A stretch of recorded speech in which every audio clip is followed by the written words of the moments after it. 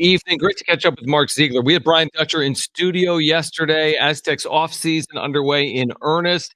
Kind of never stops. Transfer portal is open. Aztecs coming off that Sweet 16 run. Mark, we always appreciate your time. We know it's busy, even with the offseason here. And you had written about Micah Parrish and this likelihood that he would enter the portal and potentially not be back to the Mesa in 24-25. Now we know he's in the portal. So what's your reaction there, and what does it ultimately mean for San Diego State?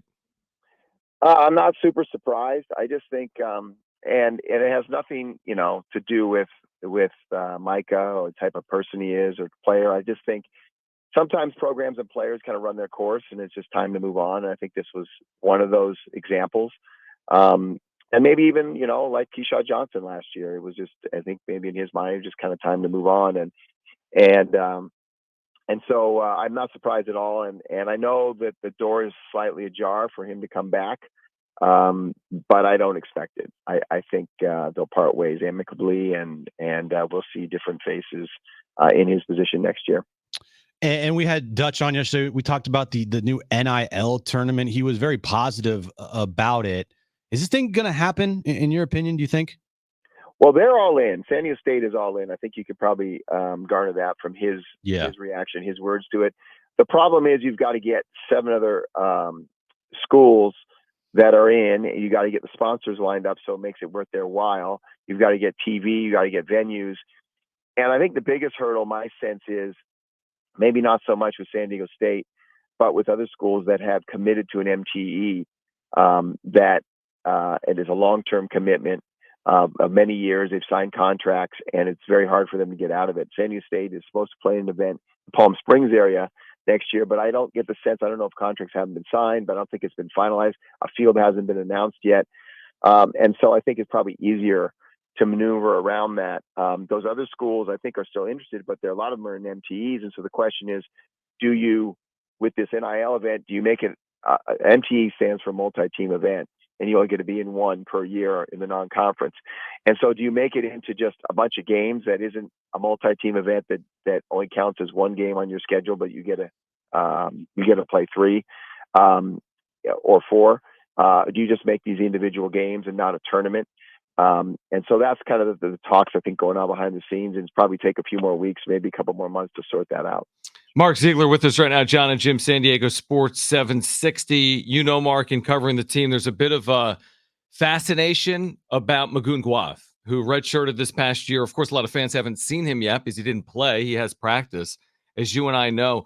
What are your expectations off a redshirt year, 7-footer that's got some versatility? What kind of role could he have as a redshirt freshman for San Diego State? Well, my expectations are he's going to be a really, really, really good player. I mean, he's got a skill set that not a lot of people have. He's 7 feet. He moves like he's 6 feet. He can shoot it. He can handle it. He just got a good sense and feel for the game. He's a good passer. He's got really soft hands, makes quick decisions, and he's pretty tough. I mean, that was the thing when I got to see him. I saw him shooting around a lot. I go, oh, wow, he has a lot of skill set. But then when I got to see him going against Jaden Ledee and Jaden Ledee throw elbows at him and him shove back, I was impressed at how tough he is. That said, he didn't play at all this year, and he barely played the year before. He's going to be rusty. And so I think for fans to have that expectation that he's going to be an NBA-level player next year is probably unreasonable. They're going to be flashes, and they're going to be ups. They're going to be downs. And so I think the ideal situation for him is to be a bench player who can come in certain situations, play a bigger role in certain situations, maybe play a smaller role, not have a ton of pressure on him, and let him sort of ease his way back into that day-to-day playing. And I expect his second year of playing, so not next season, but the following season, 25-26, I expect him to be pretty darn good. Mark, what kind of player are they looking for here in the transfer portal? And do you expect them to land any big-time names? Well, big time names is, it depends on your definition. They've always, whether it's recruiting high school kids or recruiting portal kids, they don't look at stars. They don't even look at scoring averages. I mean, look at Yanni Wetzel, who turned out to be just a fabulous player. Yeah. I mean, he was a backup at Vanderbilt, one of the worst teams in the country, one of the worst power conference teams in the country. And before that, he was at Division II. So they don't look at superstars. They don't look at the rankings of transfers and say, oh, we got to get somebody in the top 10. So they'll go after the guys they want to go after. I think they're looking for a point guard. I think they're looking for a scoring big. And the one thing about that is it doesn't have to be a scoring big. It's also a shot blocking big because Mun Guth can block shots. He's a natural rim protector. So and they also have Farrell Compton coming next year, who's also a rim protector. So I think they can just look for a guy who can just score. And then the third player I think they look at is probably a wing who can shoot it pretty well, since they were not obviously very good 3-point shooting this year. But a bigger player, kind of in Micah's role a little bit, 6'6", 6'7" type, wiry, versatile defender, but can shoot the three. Mark, we've talked about this a lot with you previously, and I know that Mesa Foundation right now is in a fundraising effort with the transfer portal open.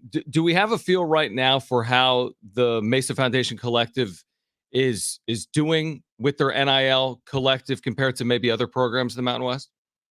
Well, that's also sort of a relative conversation. If you compare to where they were last year or the year before, they have made absolutely incredible strides. I mean, they've almost tripled their budget for the year, and so that's huge. But how does it compare nationally? I mean, nobody really knows, right? Yeah. I mean, these things aren't made public, but some of the numbers I've heard thrown around so far are just crazy money in the upper six figures for really good players. I think they'll have enough to get the type of players they want, where the money and NIL will not be a deterrent for them deciding on San Diego State. But can they go out there and compete for AJ Storr, the kid from Wisconsin? No, they're not going to be able to have that kind of money.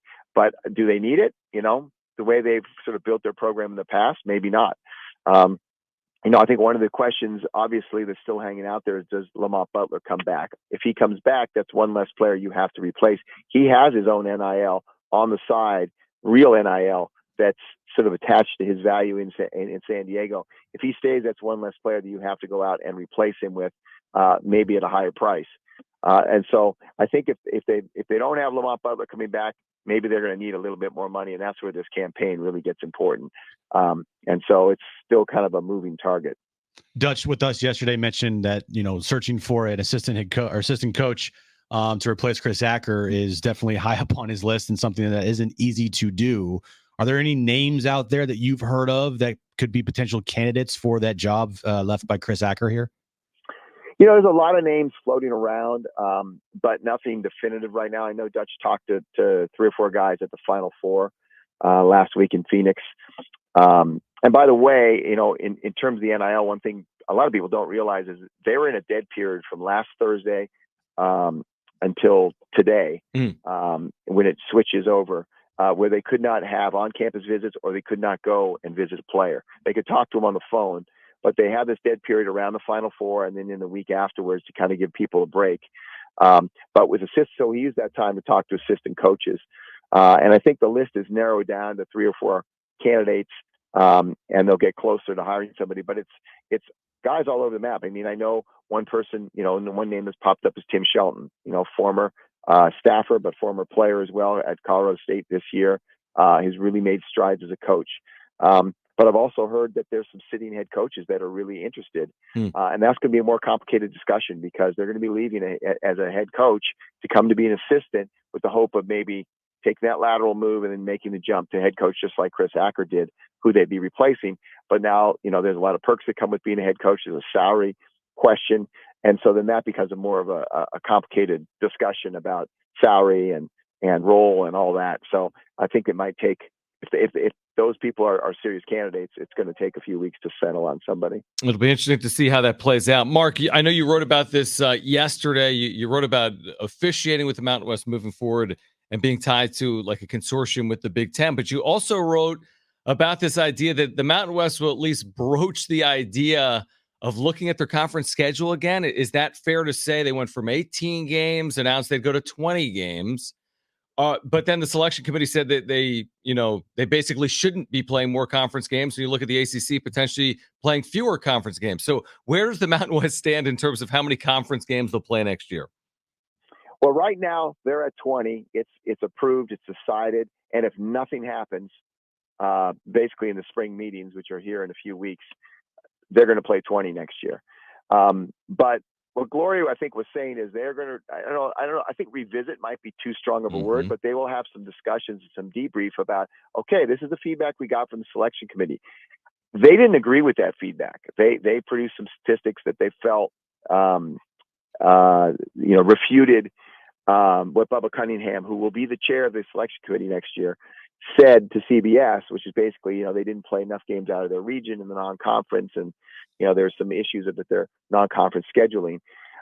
He didn't specifically mention the 20-game schedule, but he kind of hinted at it. And then you see the ACC come out and say, well, we might go to 18 games to enhance our chances of getting in the tournament. And I talked to some people in the Big East when I was at the Final Four. They said they've had those conversations privately. They've looked at the Mountain. Both those conferences have looked at the Mountain West and how the heck did they get 6 teams in? What did they do to game the system of the metrics? And one of the things they came up with is the 18-game schedule. Well, here's the Mountain West going away from it. And so I think Gloria's smart enough to realize, man, maybe San Diego State knows something here.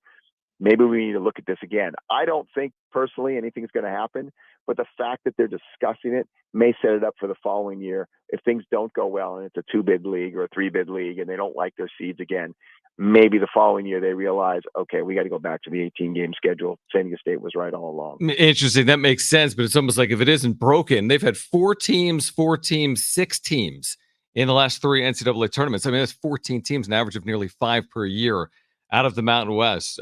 Interesting time to change the conference schedule. Mark, always appreciate it. We're looking forward to your off-season coverage, and we hope to do it again soon. All right. My pleasure. Talk to you guys. Great stuff. Mark Zeigler.